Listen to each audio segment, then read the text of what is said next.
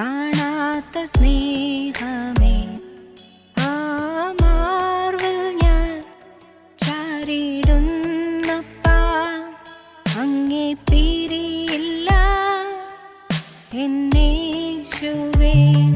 പ്രാണൻ പോവോളം ജീവൻ തന്നോനേ, ഭൂവിലാരിലും കാണാത്ത സ്നേഹമേ, ആ മാർവിൽ ഞാൻ ചാരിടുന്നപ്പാ, അങ്ങേ പിരിയില്ല എന്നേശുവേ.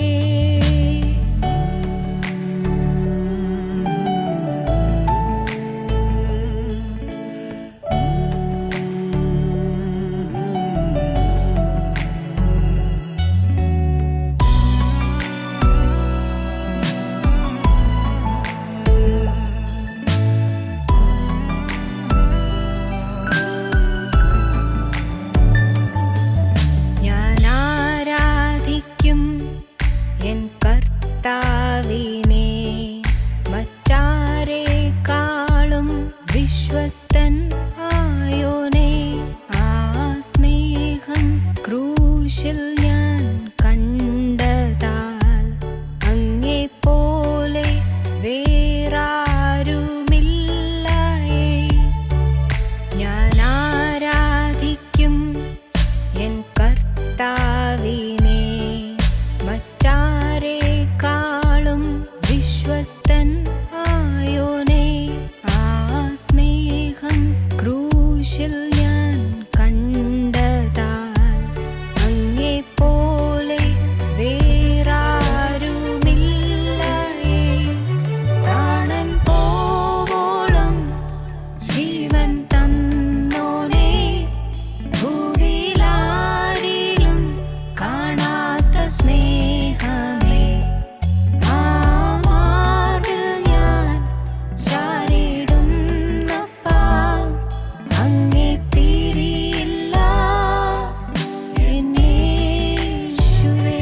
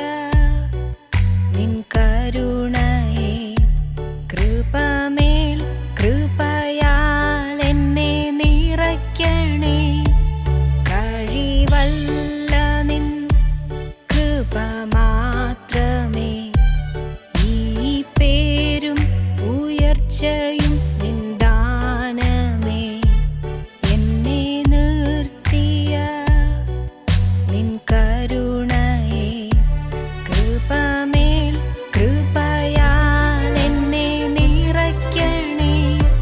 പ്രാണൻ പോവോളം ജീവൻ തന്നോനേ, ഭൂവിലാരിലും കാണാത്ത സ്നേഹമേ. ആ മാർവിൽ ഞാൻ ചാരിടുന്നപ്പാ, അങ്ങേ പിരിയില്ല എന്നേശുവേ. പ്രാണൻ പോവോളം ജീവൻ തന്നോനേ, ഭൂവിലാരിലും കാണാത്ത സ്നേഹമേ. ആ മാർവിൽ ഞാൻ ചാരിടുന്നപ്പാ, അങ്ങേ പിരിയില്ല എന്നേശുവേ.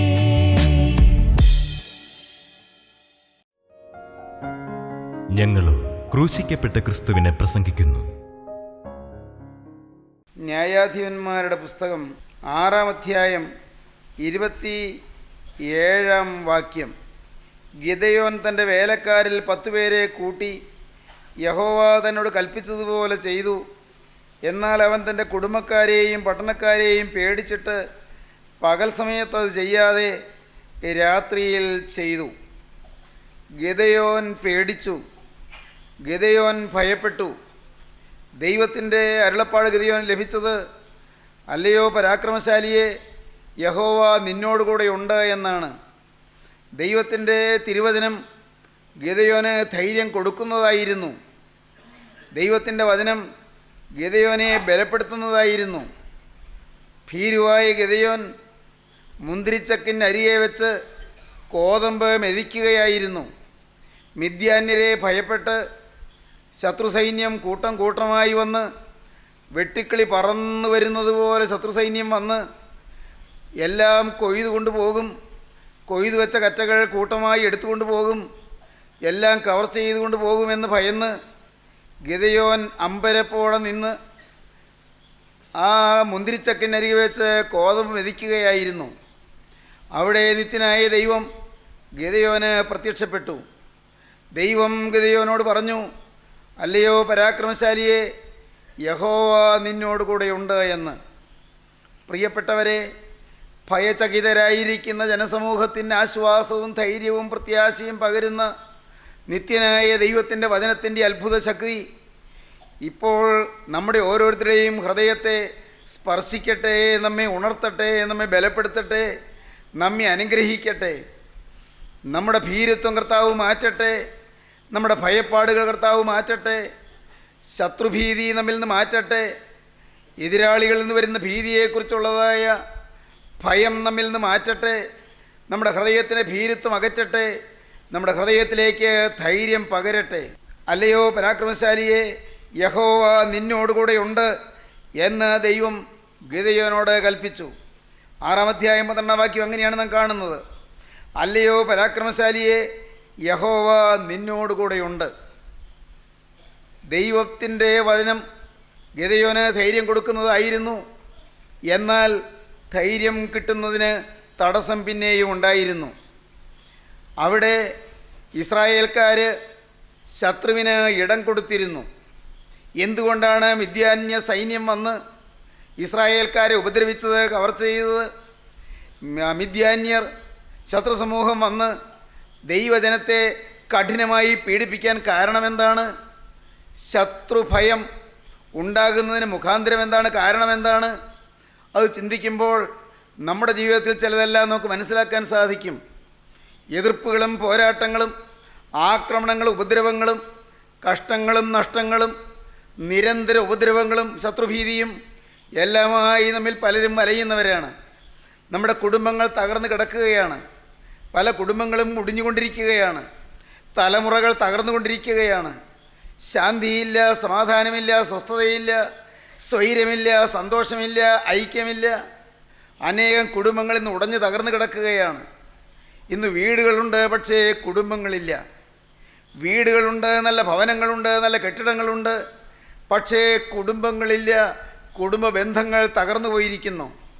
പരസ്പരം ഭിന്നത, പരസ്പരം സംശയം, പരസ്പരം മതിപ്പില്ലായ്മ, പരസ്പരം അഭിപ്രായ വ്യത്യാസം, പരസ്പരം ഇണക്കക്കുറവ്, പരസ്പരം ഉള്ളിൽ അകൽച്ച, പിണക്കം. പ്രിയപ്പെട്ടവരെ, അനേകം കുടുംബങ്ങളിൽ നിന്ന് തകർന്നു കിടക്കുകയാണ്. അടിക്കടി ദുരിതങ്ങളും ആപത്തുകളും വന്ന് ശത്രുവിൻ്റെ ഭീകരമായ ആക്രമണത്തിൽ അനേകം കുടുംബങ്ങൾ ആടി ഉലയുകയാണ്. എന്താണ് ശത്രുഭീതിക്ക് കാരണം? മിദ്യാൻ ദൈവജനത്തെ ആക്രമിക്കാൻ, മിദ്യാന്യർ വന്ന് ഇസ്രായേൽ ജനത്തെ ആക്രമിക്കാൻ എന്താണ് കാരണം? 6-ാം അധ്യായം 1-ാം വാക്യം വായിക്കുമ്പോൾ കാണാം, ഇസ്രായേൽ മക്കൾ പിന്നെയും യഹോവയ്ക്ക് അനിഷ്ടമായുള്ളത് ചെയ്തു. യഹോവ അവരെ 7 സംവത്സരം മിദ്യാൻ്റെ കയ്യിലേൽപ്പിച്ചു. മിദ്യാൻ ഇസ്രായേലിന്മേൽ ആധിക്യം പ്രാപിച്ചു. യഹോവയ്ക്ക് അനിഷ്ടമായുള്ളത് ചെയ്തപ്പോൾ ശത്രുവിന് ഇടമുണ്ടായി. ദൈവത്തിൻ്റെ തിരുവചനത്തിൽ, ബൈബിളിൻ്റെ പുതിയ നിയമത്തിൽ പറയും, പിശാചിന് ഇടം കൊടുക്കരുത് എന്ന്. സാത്താൻ ഇടം കൊടുക്കരുത്. പൈശാചികൻ കയറി വരാൻ വിടവുണ്ടാക്കി കൊടുക്കരുത്, വാതിൽ തുറന്നു കൊടുക്കരുത്. ഇസ്രായേൽ മക്കൾ യഹോവയ്ക്ക് അനിഷ്ടമായത് ചെയ്തപ്പോൾ ഇസ്രായേൽ മക്കളുടെ മേലുണ്ടായിരുന്ന ദൈവീക സംരക്ഷണത്തിൻ്റെ വേലി പൊളിഞ്ഞുപോയി. ദൈവത്തിൻ്റെ സംരക്ഷണം ദുർഗം പോലെ, കോട്ട പോലെ ശരണമായി നമുക്ക് ചുറ്റുമുണ്ട്. എന്നാൽ നാം പാപം ചെയ്യുമ്പോൾ, പിശാചിന് അവകാശം വരുമ്പോൾ സാത്താൻ ഇടം കിട്ടുകയാണ്. നമ്മുടെ പാപത്തിൽ കൂടി പിശാച് അകത്ത് കിടക്കും. ആ വിടവിൽ കൂടി പിശാച് അകത്ത് കിടക്കും. അവൻ നമ്മെ ആക്രമിക്കും. കഷ്ടങ്ങൾ വരുന്നത് അങ്ങനെയാണ്, നഷ്ടങ്ങൾ വരുന്നത് അങ്ങനെയാണ്, അത്യാഹിതങ്ങൾ വരുന്നത് അങ്ങനെയാണ്. ശാപദോഷങ്ങൾ പിന്തുടരുന്നത് പോലെ തലമുറകളിലേക്ക് പടർന്നു വ്യാപിക്കുന്ന ഭയാനകമായ ദോഷങ്ങൾ സംഭവിക്കുന്നത് അങ്ങനെയാണ്. അനേകം കെടുതികളും കേടുകളും യാതനകളും വേദനകളും എല്ലാം വരുന്നതിൻ്റെ ആദികാരണം നാം തേടി കടന്നു ചെല്ലുമ്പോൾ കാണുന്നത് നമ്മുടെ ജീവിതത്തിലോ നമ്മുടെ പിതാക്കന്മാരുടെ ജീവിതത്തിലോ വന്ന പാപമാണ്. പാപം പിശാചിന് ഇടം കൊടുക്കുന്നതിന് നാം തന്നെ തുറന്നു കൊടുക്കുന്ന വാതിലാണ്. പ്രിയപ്പെട്ടവരെ, ഇസ്രായേൽ മക്കളെ യഹോവയ്ക്ക് അനിഷ്ടമായുള്ളത് ചെയ്തു പോയി. ദൈവത്തിന് അനിഷ്ടമായുള്ളത് അവർ ചെയ്തു. മിദ്യാൻ ആധിക്യം പ്രാപിച്ചു. എതിരാളികൾ ശക്തി പ്രാപിച്ചു. ഇസ്രായേൽക്കാർ ഞെരുക്കാൻ തുടങ്ങി. എന്താണ് ഈ ശത്രുഭീതി മാറാനുള്ള പോംവഴി? ദൈവത്തിൻ്റെ വചനത്തെ അനുസരിക്കുക, ദൈവത്തിൻ്റെ വചനത്തെ കൈക്കൊള്ളുക. ഗിദെയോന് ദൈവത്തിൻ്റെ വചനം കിട്ടി. വചനത്തെ ഗിദെയോൻ കൈക്കൊള്ളാൻ തുടങ്ങി. ഒന്നാമത്തേത് ഒബീഡിയൻസ്, വചനമനുസരിക്കുക. സഹോദരങ്ങളെ, നിങ്ങൾ ദയവായി ശ്രദ്ധിക്കണം. നിങ്ങളുടെ ജീവിതത്തിൽ നാളെ വരെ നിങ്ങൾ എത്ര കണ്ട് തിരുവചനം അനുസരിച്ചിട്ടുണ്ട്? വചനം വള്ളിയും പുള്ളിയും മാറാത്തതാണ്. നമ്മുടെ ഈ ബൈബിളിൽ ദൈവത്തിൻ്റെ ശക്തമായ വചനം നമുക്ക് തരുന്നു. ജീവനുറ്റ വചനങ്ങൾ നമുക്ക് ലഭിക്കുന്നു. വചനം നാം വായിക്കുന്നുണ്ട്. വെറുതെ വായിച്ചു പോവുകയാണ്. ഒരു പുസ്തകം വായിക്കുന്നത് പോലെ വായിച്ചു പോവുകയാണ്. ഈ ബൈബിൾ കേവലം ഒരു പുസ്തകമല്ല, ഇത് ദൈവത്തിൻ്റെ അരുളപ്പാടാണ്. ഇത് ദൈവത്തിൻ്റെ ജീവനുള്ള വചനമാണ്. ഇത് ദൈവത്തിൻ്റെ ആത്മാവിൻ്റെ സ്വർഗീയമായ നിശ്വാസമാണ്. ദൈവാത്മശ്വാസിതമാണ് ഈ തിരുവചനം. എല്ലാ തിരുവെഴുത്തും ദൈവശ്വാസീയം എന്ന് തീമോത്തിയോസ് ലേഖനം എഴുതുമ്പോൾ അപ്പോസ്തലനായ പൗലോസ് എഴുതുന്നുണ്ട്. എല്ലാ തിരുവെഴുത്തും ദൈവശ്വാസീയമാണ്. ദൈവത്തിൻ്റെ ശ്വാസമാണ് ഇതിലുള്ളത്. ദൈവത്തിൻ്റെ ആത്മാവാണ് ഈ വചനം. ഈ വചനം ജീവനാണ്. ഈ വചനം ശക്തിയാണ്. ഈ വചനം ആത്മാവാണ്. ഈ വചനം നമ്മുടെ ബലമാണ്. ഈ വചനം നമ്മുടെ പ്രത്യാശയാണ്. ഈ വചനം നമ്മുടെ ധൈര്യമാണ്. ഈ വചനം മരിച്ച് ആത്മാക്കളെ ജീവിപ്പിക്കുന്നതാണ്. മരിച്ചുപോയ പാപത്തിൻ്റെ ശമ്പളമായ മരണം വാഴുന്ന മനുഷ്യാത്മാക്കളെ ഉയർത്തെഴുന്നേൽപ്പിക്കുന്നതാണ് ദൈവത്തിൻ്റെ തിരുവചനം. തിരുവചനം ശക്തിയേറിയ വചനം, ആത്മാവിൻ്റെ വചനം. വചനമനുസരിക്കുക അനുഗ്രഹത്തിൻ്റെ ആരംഭം. അങ്ങനെയാണ്. നിങ്ങൾക്ക് അനുഗ്രഹം വേണമോ? ശത്രുഭീതി മാറിക്കിട്ടണമോ? നിങ്ങളുടെ ഭയവിഹ്വലത ദൂരീകൃതമാകണമോ? അതിനുള്ള പോംവഴി വചനമനുസരിക്കുക. വചനം കേൾക്കാതെ എങ്ങനെ അനുസരിക്കും? ദൈവത്തിൻ്റെ വലിയ നാമം മഹത്വപ്പെടട്ടെ. റോമർക്ക് അപ്പോസ്തലനായ പൗലോസ് ലേഖനം എഴുതുമ്പോൾ 10-ാം അധ്യായത്തിൽ അപ്പോസ്തലനൊരു കാര്യം പറയുന്നുണ്ട്. റോമർ ലേഖനം 10-ാം അധ്യായം 13-ാം വാക്യം മുതൽ, കർത്താവിൻ്റെ നാമത്തെ വിളിച്ചപേക്ഷിക്കുന്ന ഏവനും രക്ഷിക്കപ്പെടുമെന്നുണ്ടല്ലോ. എന്നാൽ അവർ വിശ്വസിക്കാത്തവനെ എങ്ങനെ വിളിച്ചപേക്ഷിക്കും? അവർ കേട്ടിട്ടില്ലാത്തവനിൽ എങ്ങനെ വിശ്വസിക്കും? പ്രസംഗിക്കുന്നവനില്ലാതെ എങ്ങനെ കേൾക്കും? ആരും അയക്കാതെ എങ്ങനെ പ്രസംഗിക്കും? നന്മ സുവിശേഷിക്കുന്നവരുടെ കാലത്ര മനോഹരമെന്ന് എഴുതിയിരിക്കുന്നുവല്ലോ. ആകയാൽ വിശ്വാസം കേൾവിയാലും കേൾവി ക്രിസ്തുവിൻ്റെ വചനത്താലും വരുന്നു. സഹോദരങ്ങളെ, വിളിച്ചപേക്ഷിക്കണം രക്ഷപ്പെടാൻ. ദൈവത്തെ വിളിച്ചപേക്ഷിക്കണം. അപ്പോസ്തലൻ ചോദിക്കുകയാണ്, അവർ കേട്ടിട്ടില്ലാത്തവനിൽ എങ്ങനെ വിശ്വസിക്കും? വിശ്വസിക്കാതെ എങ്ങനെ വിളിച്ചപേക്ഷിക്കും? ദൈവത്തെ വിളിച്ചപേക്ഷിച്ചാൽ രക്ഷിക്കപ്പെടും. രക്ഷിക്കപ്പെടുവാൻ ദൈവത്തെ വിളിച്ചപേക്ഷിക്കണം. ശാപങ്ങളും ദോഷങ്ങളും മാറുവാൻ ദൈവത്തെ വിളിച്ചപേക്ഷിക്കണം. ജീവിതത്തിൻ്റെ കെടുതികളും കേടുകളും മാറാൻ ദൈവത്തെ വിളിച്ചപേക്ഷിക്കണം. അത്യാഹിതങ്ങളും അത്യാപത്തുകളും മാറാൻ ദൈവത്തെ വിളിച്ചപേക്ഷിക്കണം. ശത്രുഭീതി മാറുവാൻ ദൈവത്തെ വിളിച്ചപേക്ഷിക്കണം. എന്നാൽ അപ്പോസ്തലൻ ചോദിക്കുന്നു, അവർ വിശ്വസിക്കാത്തവനെ എങ്ങനെ വിളിച്ചപേക്ഷിക്കും? വിശ്വസിക്കാതെ എങ്ങനെ വിളിച്ചപേക്ഷിക്കും? ഉടനെ വീണ്ടും അപ്പോസ്തലൻ ചോദിക്കുന്നു, അവർ കേട്ടിട്ടില്ലാത്തവനിൽ എങ്ങനെ വിശ്വസിക്കും? കേൾക്കാതെ എങ്ങനെ വിശ്വസിക്കും? വീണ്ടും ചോദിക്കുന്നു, പ്രസംഗിക്കുന്നതിനില്ലാതെ എങ്ങനെ കേൾക്കും? ദൈവത്തിന് സ്തോത്രം. ആരും അയക്കാതെ എങ്ങനെ പ്രസംഗിക്കും? എൻ്റെ സഹോദരങ്ങളെ, ദൈവത്തിൻ്റെ വചനം പ്രസംഗിക്കാൻ ആളുകളെ അയക്കുന്നത്, വചനം പറയുവാൻ പോകുന്നത്, ദൈവത്തിൻ്റെ സ്വർഗീയമായ അരുളപ്പാട് ഭൂമിയിൽ പ്രസ്താവിക്കുന്നത്, ഈ ഭൂമിയിൽ ദൈവീക തിരുവചനങ്ങൾ പ്രഖ്യാപിക്കുന്നത്, അത് വലിയ അനുഗ്രഹമാണ്, വലിയ പദവിയാണ്. ദൈവത്തിന് സ്തോത്രം. ലോകം പക്ഷേ പുച്ഛിക്കും, ലോകം പക്ഷേ ഗവനിക്കുകയില്ല, ലോകത്തിൻ്റെ പ്രതാപങ്ങൾ പക്ഷേ നമ്മെ കണക്കാക്കിയില്ല എന്ന് വരും. പലപ്പോഴും പരിഹസിക്കുകയും അവഗണിക്കുകയും തുച്ഛീകരിക്കുകയും ചെയ്തു എന്ന് വരും. പക്ഷേ ഒന്നുണ്ട്, ദൈവത്തിൻ്റെ തിരുവചനം പ്രസ്താവിക്കുക, അതൊരു പദവിയാണ്. ദൈവത്തിൻ്റെ തിരുവചനം പ്രഖ്യാപിക്കുക, അതൊരു വലിയ പദവിയാണ്. ദൈവത്തിൻ്റെ തിരുവചനം വിളംബരം ചെയ്യുക, അതൊരു മഹാഭാഗ്യമാണ്. ദൈവത്തിന് സ്തോത്രം. അപ്പോസ്തലൻ ചോദിക്കുകയാണ്, അവർ വിശ്വസിക്കാത്തവനെ എങ്ങനെ വിളിച്ചപേക്ഷിക്കും? അവർ കേട്ടിട്ടില്ലാത്തവനിൽ എങ്ങനെ വിശ്വസിക്കും? പ്രസംഗിക്കുന്നതിനില്ലാതെ എങ്ങനെ കേൾക്കും? ആരും അയക്കാതെ എങ്ങനെ പ്രസംഗിക്കും? വചനം പറയാൻ അയക്കണം. വചനം പറയാൻ, അതിനുവേണ്ടി സത്യവചനം പ്രസ്താവിക്കുന്നവരെ നിങ്ങൾ പ്രോത്സാഹിപ്പിക്കണം. സത്യവചനം ശരിയായി പഠിപ്പിക്കുന്ന ഇടയന്മാരെ നിങ്ങൾ പ്രോത്സാഹിപ്പിക്കണം. വിശുദ്ധ കുർബാനയിൽ തുംതേനിൽ നാം കേൾക്കുന്നുണ്ട്, നാം പാടുന്നുണ്ട്, നാം വായിക്കുന്നുണ്ട്, നാം ശ്രദ്ധിക്കുന്നുണ്ട്. സത്യവചനം ശരിയായി പഠിപ്പിക്കുന്ന ഇടയന്മാരെ എഴുന്നേൽപ്പിക്കണമേ. സത്യവചനം ശരിയായി പഠിപ്പിക്കുന്നവരെ പ്രോത്സാഹിപ്പിക്കണം. സത്യവചനം ശരിയായി പഠിപ്പിക്കുന്നവരെ ഉണർത്തണം, അവരെ ഉയർത്തണം, അവരെ ആദരിക്കണം, അവർക്ക് ആവശ്യമുള്ള ഒത്താശകൾ ചെയ്തു കൊടുക്കണം. സഹോദരങ്ങളെ, എന്താണ് പറഞ്ഞത്? ആരും അയക്കാതെ എങ്ങനെ പ്രസംഗിക്കും? അയക്കണം, പോരാ. പ്രസംഗിക്കുന്നില്ലാതെ എങ്ങനെ കേൾക്കും? പ്രസംഗിക്കണം, കേൾപ്പിക്കണം. കേട്ടാൽ പോരല്ലോ. അവർ കേട്ടിട്ടില്ലാത്തവനിൽ എങ്ങനെ വിശ്വസിക്കും? വിശ്വസിക്കണം. വിശ്വസിക്കുമ്പോൾ അനുസരണം വരും, അനുസരിക്കുമ്പോൾ രക്ഷ വരും. ദൈവത്തിന് സ്തോത്രം. ശത്രുഭീതി മാറാനുള്ള പോംവഴി അതാണ്. ശാപങ്ങൾ മാറാനുള്ള പോംവഴി അതാണ്. കുടുംബദോഷങ്ങൾ നീങ്ങാനുള്ള പോംവഴി അതാണ്. മന്ത്രവാദത്തിൻ്റെ ദോഷങ്ങൾ, ആഭിചാരത്തിൻ്റെ ദോഷങ്ങൾ, ക്ഷുദ്രപ്രയോഗത്തിൻ്റെ ദോഷങ്ങൾ, ഭോഷ്കിൻ്റെ ആരാധനയുടെ ദോഷങ്ങൾ, പ്രിയപ്പെട്ടവരെ, പൈശാചികമായ ഭീകരമായ ആരാധനാ സമ്പ്രദായങ്ങൾ മൂലം മനുഷ്യ തതിയിൽ വന്നു ചേരുന്ന ദോഷങ്ങൾ, ഇതെല്ലാം മാറുവാൻ ദൈവത്തെ വിളിച്ചപേക്ഷിക്കണം, സുവിശേഷം പ്രഖ്യാപിക്കണം. നന്മ സുവിശേഷിക്കുന്നവരുടെ കാല് പർവ്വതങ്ങളിന്മേലെത്ര മനോഹരം. ഇത് റോമർ ലേഖനം 10-ാം അധ്യായത്തിൽ 15-ാം വാക്യത്തിൽ അപ്പോസ്തലൻ പറയുന്ന ഈ വാക്യം യെശയ്യാ പ്രവാചകൻ്റെ പുസ്തകം 52-ാം അധ്യായത്തിൽ പറയുന്ന വാക്യമാണ്. ഇതാ പർവ്വതങ്ങളിന്മേൽ നന്മ സുവിശേഷിക്കുന്നവരുടെ കാലെത്ര മനോഹരം. യേശുക്രിസ്തുവിൻ്റെ വചനം പറയുന്നത് മനോഹരമാണ്. ദൈവത്തിൻ്റെ വചനം പ്രഖ്യാപിക്കുന്നത് മനോഹരമാണ്. ആ കാല്, വചനത്തിന് വേണ്ടി ഓടുന്ന കാല് മനോഹരമാണ്. സഹോദരങ്ങളെ, ഗിദെയോൻ അനുസരിച്ചു, അനുഗ്രഹം തുടങ്ങുകയാണ്. അനുസരിച്ചു. ഗിദെയോൻ അനുസരിച്ചിട്ട് എന്താണ് ചെയ്തത്? നാം പിന്നെ കാണുന്നത് എന്താണ്? നാം വായിക്കുന്നത് അങ്ങനെയാണ്. 27-ാം വാക്യം, 6-ാം അധ്യായം 27-ാം വാക്യം, ന്യായാധിപന്മാരുടെ പുസ്തകം. ഗിദെയോൻ തൻ്റെ വേലക്കാരിൽ 10 പേരെ കൂട്ടി യഹോവ തന്നോട് കൽപ്പിച്ചതുപോലെ ചെയ്തു. ദൈവത്തിന് സ്തോത്രം. യഹോവ കൽപ്പിച്ചതുപോലെ ചെയ്തു, അനുസരിച്ചു. ദൈവം കൽപ്പിച്ചതിൽ വള്ളി മാറ്റമില്ലാതെ മുഴുവൻ അപ്പാടെ അനുസരിച്ചു. പ്രിയപ്പെട്ടവരെ, വചനം അനുസരിക്കുന്നവരെ കൊണ്ടാണ് ദൈവക്കാലത്തും അത്ഭുതങ്ങൾ നിവർത്തിച്ചിട്ടുള്ളത്. ചരിത്രത്തിലേക്ക് നോക്കിയാൽ കാണാം, ക്രൈസ്തവ സമൂഹത്തിൻ്റെ ചരിത്രഗതികളിലേക്ക് തിരിഞ്ഞു നോക്കിയാൽ കാണാം, വചനത്തെ മാനിക്കുകയും വചനത്തെ അനുസരിക്കുകയും ചെയ്യുന്നവരിൽ കൂടി ദേശങ്ങൾ ഉണർന്നിട്ടുണ്ട്. ആത്മീയ ഉണർവ് പടർന്നു വ്യാപിച്ചിട്ടുണ്ട്. അനേകം കുടുംബങ്ങൾ രക്ഷപ്പെട്ടിട്ടുണ്ട്. അനേകം തലമുറകൾ അനുഗ്രഹിക്കപ്പെട്ടിട്ടുണ്ട്. ഗിദെയോൻ എന്ത് ചെയ്തു? യഹോവ കൽപ്പിച്ചതുപോലെ തന്നെ ചെയ്തു.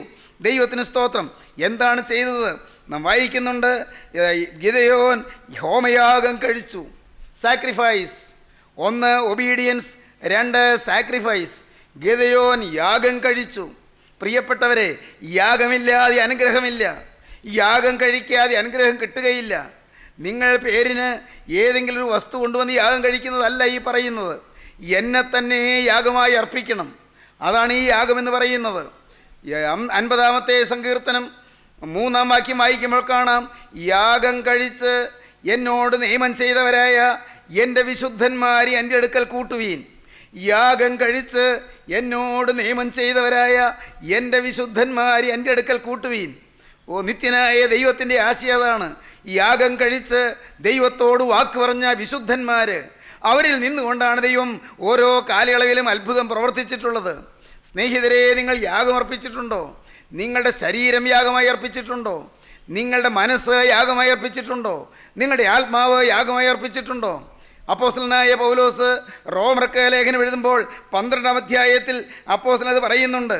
സഹോദരന്മാരെ, ഞാൻ ദൈവത്തിൻ്റെ മനസ്സലിവ് ഓർപ്പിച്ച് നിങ്ങളെ പ്രബോധിപ്പിക്കുന്നത്, നിങ്ങൾ ബുദ്ധിയുള്ള ആരാധനയായി നിങ്ങളുടെ ശരീരങ്ങളെ ജീവനും വിശുദ്ധിയും ദൈവത്തിൻ്റെ പ്രസാദവുമുള്ള യാഗമായി സമർപ്പിപ്പീൻ.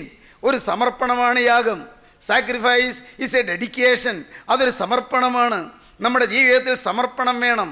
എന്താണ് ഈ സമർപ്പണം? എന്താണ് ഈ യാഗം? എൻ്റേത് വിട്ടുകളഞ്ഞു, എൻ്റേത് തീർന്നു, എൻ്റെ ആത്മീയം താഴെ വയ്ക്കുന്നു, എൻ്റെ ശുശ്രൂഷ താഴെ വയ്ക്കുന്നു, കർത്താവേ എൻ്റെ പ്രാർത്ഥനാ ജീവിതം താഴെ വയ്ക്കുന്നു, എൻ്റെ നേട്ടങ്ങൾ താഴെ വയ്ക്കുന്നു, എൻ്റെ കോട്ടങ്ങളും താഴെ വയ്ക്കുന്നു, എൻ്റെ ജയങ്ങൾ താഴെ വയ്ക്കുന്നു, എൻ്റെ പരാജയങ്ങളും താഴെ വയ്ക്കുന്നു. കർത്താവേ, എൻ്റെ ജീവിതത്തിൽ നല്ലതെന്ന് ഞാൻ കരുതിയത് താഴെ വയ്ക്കുന്നു. പോരാ, എൻ്റെ ജീവിതത്തിൽ തിന്മയായുള്ളതെല്ലാം ഞാനിതാ ഉപേക്ഷിക്കുന്നു.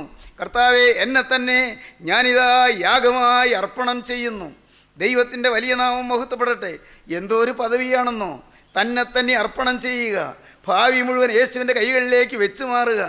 ഇതുവരെയും എൻ്റേത് എൻ്റെ കയ്യിലിരുന്നു, അത് ഈ നിമിഷം മുതൽ യേശുവിൻ്റെ കയ്യിലാകുക. പറയാനെന്ത് എളുപ്പമാണല്ലേ പ്രിയപ്പെട്ടവരെ, പറയുന്നത് രസമാണ്. പക്ഷേ ഇത് സ്വന്തം അനുഭവത്തിൽ വരുത്തുന്നത് വളരെ കോസ്റ്റ്ലിയാണ്, വളരെ കോസ്റ്റ്ലിയാണ്. ഓരോരോ ടെസ്റ്റ് കേസ് വരുമ്പോൾ കാണാം, ഓരോരോ പരീക്ഷണഘട്ടം വരുമ്പോൾ കാണാം, നാം വാടുന്നത്, നാം ആടുന്നത്, നാം ചെരിയുന്നത്, നാം ചാഞ്ചാടുന്നത്, നാം ചഞ്ചലപ്പെട്ടു പോകുന്നത്. എന്താണ് കാരണം? എളുപ്പമല്ല. ക്രിസ്തീയ ജീവിതം എളുപ്പമല്ല. അത് വളരെ വിലയേറിയതാണ്. സോ കോസ്റ്റ്ലി എന്ന് ഞാൻ പറയട്ടെ, വളരെ വിലപ്പെട്ടതാണ്. കാരണം യാഗം ക്രൂസിലെ യാഗമാണ്. കർത്താവായ യേശു ക്രിസ്തു ക്രൂസിലെ യാഗം മൂലം നേടിയതെന്താണ്? ക്രൂസിലെ പരമയാഗം മൂലം കർത്താവായ യേശു ക്രിസ്തു മനുഷ്യജാതിയുടെ വീണ്ടെടുപ്പ് നേടി. തന്നെ തന്നെ ത്യജിച്ചത് മൂലം 33.5 വയസ്സിൽ തന്നെ തന്നെ ക്രൂസിൽ അർപ്പണം ചെയ്യുവാൻ തന്നെ തന്നെ ഏൽപ്പിച്ചു കൊടുത്തത് മൂലം മനുഷ്യജാതിയുടെ വീണ്ടെടുപ്പ് നേടി. ദൈവത്തിന് സ്തോത്രം. അത് അപ്പോസ്തലനായ പൗലോസ് എബ്രായർക്ക് ലേഖനം എഴുതുമ്പോൾ പറയും, തൻ്റെ മുമ്പിൽ വെച്ചിരുന്ന സന്തോഷം അവൻ ഓർത്തു. ആരോർത്തു? യേശു ഓർത്തു. തൻ്റെ മുമ്പിൽ വെച്ചിരുന്ന സന്തോഷം ഓർത്തു. എന്താണ് സന്തോഷം? അനേകം നരകയോഗ്യരായവർ സ്വർഗാവകാശികളായി മാറുന്നു. അതാണ് തൻ്റെ മുമ്പിൽ വെച്ചിരുന്ന സന്തോഷം. വലിയ ആനന്ദം അനേകർക്ക് ലഭിക്കുന്നു. അനേകം കുടുംബങ്ങൾ രക്ഷപ്പെടുന്നു. പാപത്തിൻ്റെ അടിമത്തത്തിൽ കിടന്ന അനേകം പേര് രക്ഷപ്പെടുന്നു. ദൈവത്തിൻ്റെ വലിയ നാമം മഹത്വപ്പെടട്ടെ. സഹോദരങ്ങളെ, അനേകരെ ജീവൻ്റെ പാതയിലേക്ക് തിരിയുന്നു. തൻ്റെ മുമ്പിൽ വെച്ചിരുന്ന സന്തോഷം അവൻ ഓർത്തു. അപമാനം അലക്ഷ്യമാക്കി ക്രൂസിനെ സഹിക്കുകയും ദൈവസിംഹാസനത്തിൻ്റെ വലത്ത് ഭാഗത്ത് ഇരിക്കുകയും ചെയ്തു. ദൈവസിംഹാസനത്തിൻ്റെ വലത്ത് ഭാഗത്ത് ഇരിക്കുകയും ചെയ്തു. പ്രിയപ്പെട്ടവരെ, കർത്താവായ യേശുവിന് വേണ്ടി തന്നെത്താൻ അർപ്പണം ചെയ്യുവാൻ നാം തയ്യാറാകുമ്പോൾ അനുഗ്രഹം കലവറ കൂടാതെ പ്രവഹിക്കുകയാണ്. ദൈവത്തിന് സ്തോത്രം. നമുക്ക് പ്രാർത്ഥിക്കാം. കർത്താവേ, ഈ നല്ല സമയത്തിനായി സ്തോത്രം, നല്ല ദൂതുകൾക്കായി സ്തോത്രം, നല്ല യേശുവിനായി സ്തോത്രം, നല്ല പരിശുദ്ധാത്മാവിനായി സ്തോത്രം, നല്ല വചനങ്ങൾക്കായി സ്തോത്രം, നല്ല കൂട്ടായ്മയ്ക്കായി സ്തോത്രം, നന്മയുടെ വഴിയിലൂടെ നയിക്കുന്നതിനായി സ്തോത്രം. എല്ലാവരെയും വാഴ്ത്തണമേ, എല്ലാവരെയും അനുഗ്രഹിക്കണമേ. ഭാരത്തോടെ വന്നവരുണ്ടല്ലോ കർത്താവേ, ദുഃഖത്തോടെ ആകുലത്തോടെ കണ്ണുനീരോടിരിക്കുന്നവരുണ്ടല്ലോ കർത്താവേ, എല്ലാവരെയും എൻ്റെ പ്രിയനാഥനൊന്ന് തൊടണമേ, എൻ്റെ അരുമനാഥനൊന്ന് തലോടണമേ, എല്ലാവരെയും തഴുകണമേ, എല്ലാവരുടെയും മേൽ അവിടുത്തെ ആണിപ്പാടുള്ള കരം വയ്ക്കണമേ. സഭാഭേദം കൂടാതെ കക്ഷി പരിഗണന കൂടാതെ, സമുദായ വ്യത്യാസം കൂടാതെ, മതഭേദം കൂടാതെ എല്ലാവരെയും യേശുവിന്റെ കൃപയിൽ ഇപ്പോൾ അനുഗ്രഹിക്കണമേ, വാഴ്ത്തണമേ, വിശുദ്ധീകരിക്കണമേ, സാന്ത്വനപ്പെടുത്തണമേ, ആശ്വസിപ്പിക്കണമേ, സമാധാനം കൊടുക്കണമേ, സൗഖ്യം കൊടുക്കണമേ, എല്ലാ നന്മകളാലും നിറയ്ക്കണമേ, ശോഭനമായ ഭാവിയിലേക്ക് നയിക്കണമേ. അരിമരക്ഷകനായ ക്രിസ്തുവിന്റെ അത്ഭുത നാമത്തിൽ തന്നെ. ആമീൻ. ഹല്ലേലൂയ.